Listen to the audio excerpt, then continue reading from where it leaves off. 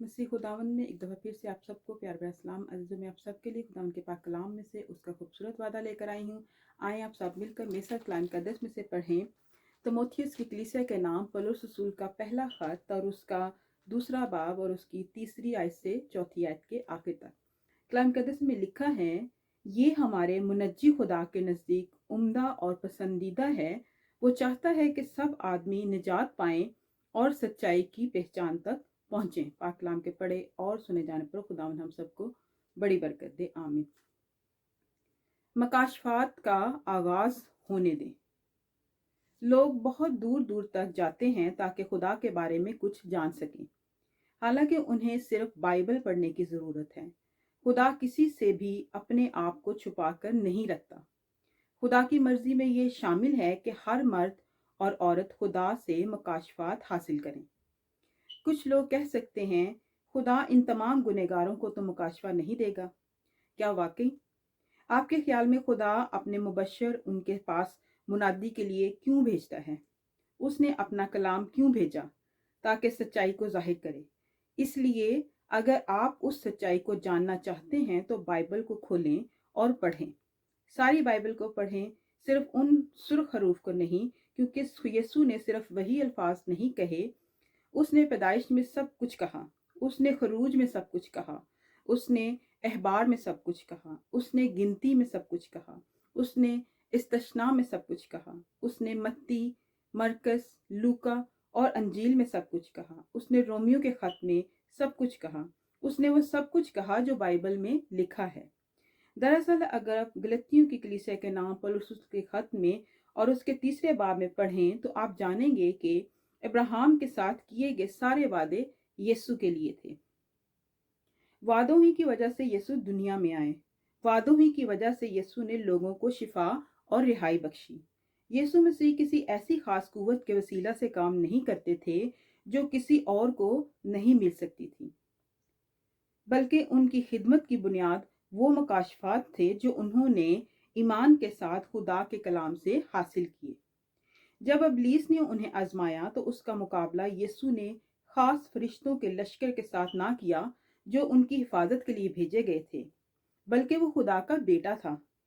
बल्कि यीशु ने इब्लीस का मुकाबला इस जुमले के साथ किया कि लिखा है, खुदा ने आपको ऐसा ही करने के लिए तैयार किया है।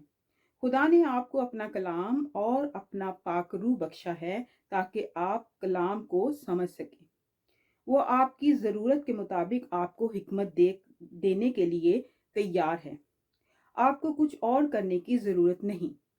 सिर्फ कलाम को खोलें और मकाशफात को अपने ऊपर जाहिर होने दें। पाक कलाम के पढ़े और सुने जाने पर खुदा हम सबको बड़ी बरकत दे, आमीन। आए हम सब मिलकर दुआ करें। कद्दूस मेहरबान आसमान और ज़मीन के खालिक व मालिक, हमारे ज़िंदा जलाली आसमानी बाप, हम दिल की गहराई से शुक्रगुजार है खुदा बाप के तूने हमें एक दफ़ा फिर से अपने हुजूर में आने का मौका अता किया। तेरा शुक्र करते हैं खुदा बाप को, तुझे झुककर सिजदा करते हैं खुदा बाप। आए खुदा बाप, इस खूबसूरत पाक कलाम के लिए भी तहे दिल से तेरे शुक्रगुजार हैं खुदा बाप। बख्श दे, तेरा पाक कलाम है खुदा बाप हमारे खुदा ज़िंदगियों में और हमारे दिलों में छाई हुई मायूसी और तारीकी को दूर करे खुदा बाप। और तेरा पाक कलाम हमारे खुदा बाप दिलों में कसरत से जड़ पकड़े और खुदा हम इस पाक कलाम के मुताबिक अपनी ज़िंदगियां गुजारे, ताकि खुदा बाप तेरे मकाशफात हम पर ज़ाहिर हों खुदा बाप।